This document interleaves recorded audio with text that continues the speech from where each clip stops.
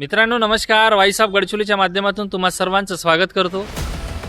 Video बनवण्याचा मागचा उद्देश मागील 2 ते 3 दिवसापासून गडचिरोली जिल्ह्यामध्ये खूपच मुसळधार असा पाऊस आणि या पावसाचा फटका सर्वसामान्य जनतेला पडला, या बसला म्हणू शकतो। याचं कारण असं की मुख्यालयापासून जे काही 12 तालुके होते ते 12 तालुक्याची कनेक्टिव्हिटी पूर्णपणे तुटलेली आहे। मित्रांनो ही समस्या मागील भरपूर वर्षापासून आहे की जर 2 दिवसाचा जर पाऊस आला तर मुख्यालयापासून जे 12 तालुके त्यांची कनेक्टिव्हिटी तुटून जाते।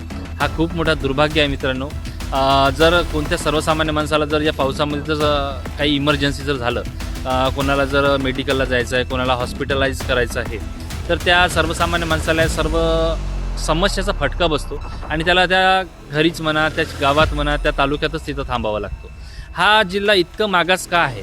या जिल्ह्यामध्ये का बरं जर 1 ते 2 दिवसाचा जर पाऊस आला तर पूर्ण पॅक होऊन जातो, शहरापर्यंत पोहोचू शकत नाही एक छोट्याशा गावातला जर एखादा सर्वसामान्य माणूस, याला जबाबदार कोण? आणि या सगळ्या गोष्टीसाठी तुमच्याकडे सुद्धा मोठ्या प्रमाणामध्ये अशीच समस्या आहे का?